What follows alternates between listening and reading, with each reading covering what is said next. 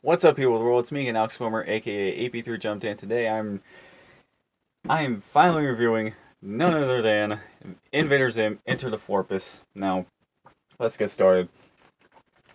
This First off, this is the second Nicktoon follow-up movie to come out on Netflix this month. They This one and Stat Clean came out back to back, 2 weeks in a row on 2 Fridays in a row. And you know what's funny? Actually, I got the dates mixed up for both of these. I thought Into the Florpus was supposed to come out last week, and then Rocco's Modern Life Stat Claim was coming out this week. I legit got the dates wrong because I swore I thought that they were supposed to come out um in the days that I thought they were going to, but that doesn't matter. So first off, I love this movie. It's outstanding, and Invader Zim was always a show. It was just one of those like really unique TV shows. Like it's a great cartoon because of how over the top it is and how ridiculous it can get with its scenarios, and how insane the situations and the characters can get. And I have a lot of great memories with the original series, and I read bits and pieces of some of the new comics, and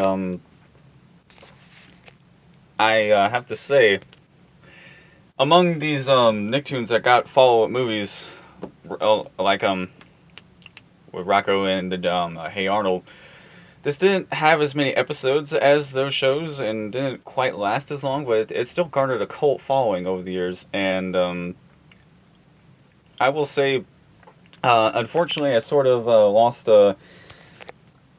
lost appreciation for the series a little bit. Like over time, I didn't care about it as much over the years because I haven't watched the show since it got canceled, since its original run. However, I will say that when it comes to my favorite character in the show, that would have to be Gurr, of course. I mean, who else were you expecting?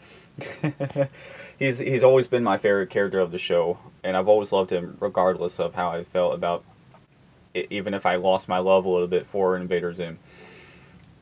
And hell, so much so I even carved a pumpkin uh, um, with a one time in 2014. I carved Gurr into a pumpkin, which is technically the first time I drew him. I drew him out on the pumpkin, and then I carved him out before I could actually, draw him traditionally. So that's a weird way to draw someone for the first time. But yeah, let me just jump back to this movie. This movie definitely reinvigorated my love for the series because absolutely love this movie. It's like I said, it's outstanding because of how, like these other follow-up movies that I've been talking about, like with the Jungle movie and Static Lane. It feels like even though it's been so many long since the original series has been on, and since I've watched the original series, honestly, it feels like I've never left.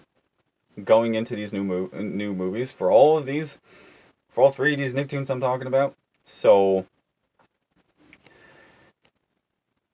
yeah, and it's just as is just as crazy as I remember. And the voice acting, it's got all the same voice actors, which is great. And Richard Orvitz,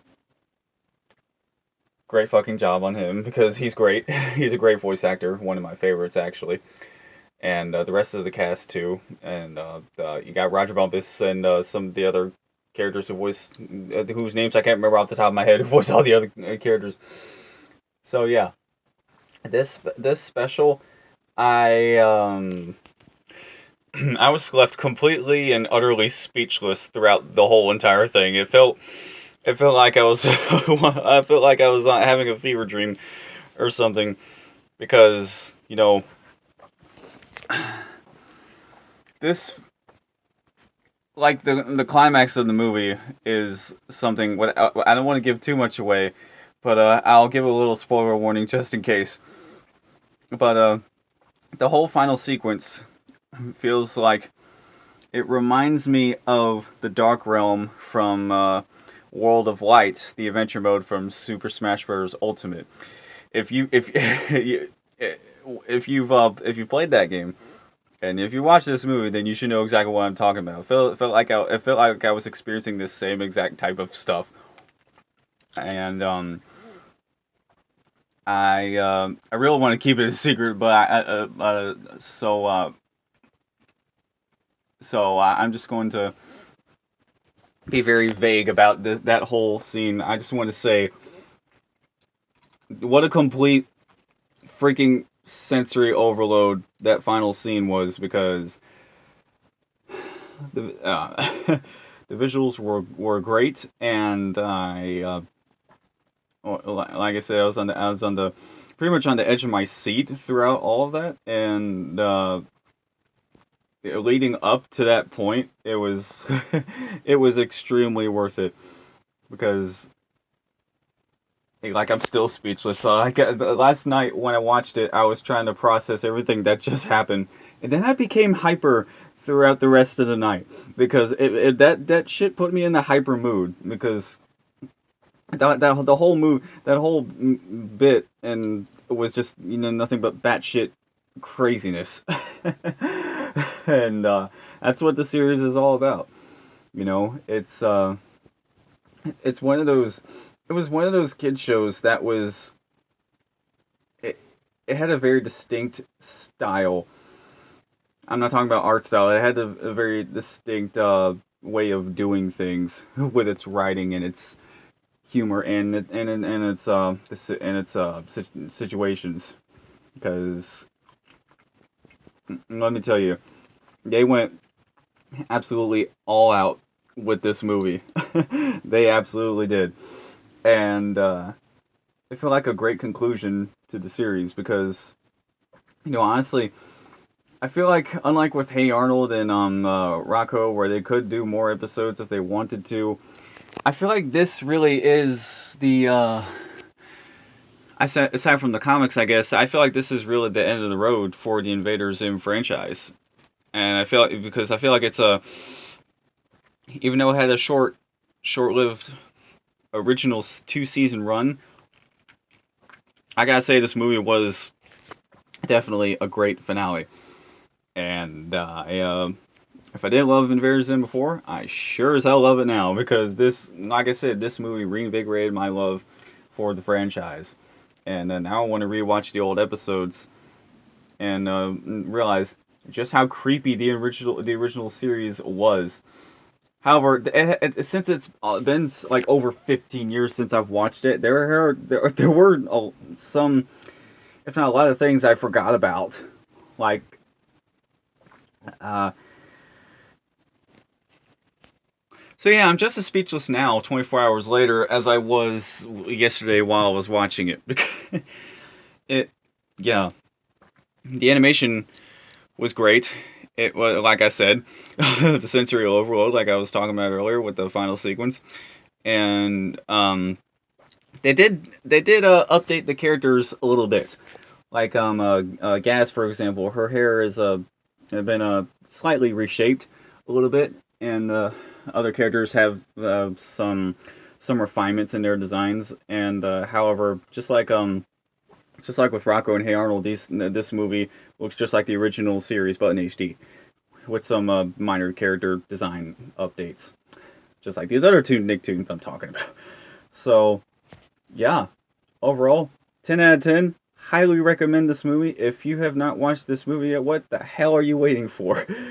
If you're an Invader Zim fan, you owe it to yourself to watch this. And hell, even if you aren't an Invader Zim fan, and if you love just over-the-top, crazy, sci-fi, batshit, insane action, then even newcomers will love this. Because, yeah, I saw some new clips on Twitter who, I don't think, evidently wasn't a fan of the original series, but after watching this, she became a fan, and now she's stoked.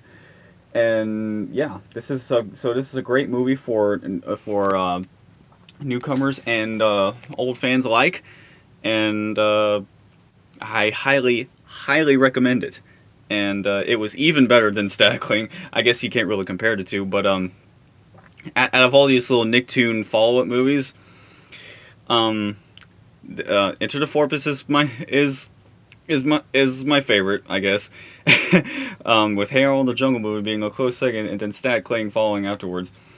It's just I love all of those follow-up movies, but also this was an hour and 11 minutes, meaning this would have been the full length of a TV movie. It would have actually been an hour and a half with commercials had it premiered on TV. But like I said with Rocco, these two specials are great for Netflix. Netflix is a great home for these because these are the first Nickelodeon pieces of content that has been on Netflix in a very long time. Because if I remember correctly, I think some of the old Nickelodeon movies, including Jimmy Neutron and some of the Rugrats movies, were on Netflix at one point. But it's been so long that I barely remember it. But what can you do? Also, overall the movie was outstanding, fantastic animation. Just it left me speechless throughout the whole thing. I was laughing my ass off too at the parts where I just wasn't in complete shock and awe from just everything that was happening. My only, and I mean only, complaint was that it had a bit of a slow start for like the first 30 minutes, I guess, but after that, it was able to pick up speed like from then on out. Because yeah, that is my only complaint, is like the somewhat slow pacing at the beginning, but that is it. Everything else is just about this movie is just perfect. So yeah, I think I'm done. So if you like this video, then don't forget to subscribe and like the video if you liked it, and ring the bell to be notified of future videos I make. I kind of said that in the wrong order, but oh well. And if you liked this movie, let me know what you thought of it in the comment section below, and let me know what you think about the Invader Zim franchise as a whole too. And I'm the next. I'm complete. I am still in. I'm still in I'm still like dumbfounded of what I just watched last night. It was that good. It was that great. And yeah, my next review will be for My Little Pony: Friendship is Magic. And yeah, you know, for every new episode that comes out every week, I'm doing a review for every episode that comes out every week. So yeah. All right, I think I'm done here. I'm Alex Swimmer, aka AP3 Jumps, once again. Thank you so much for watching until the end. That is it for me, and I'll see you soon. Goodbye. Yeah.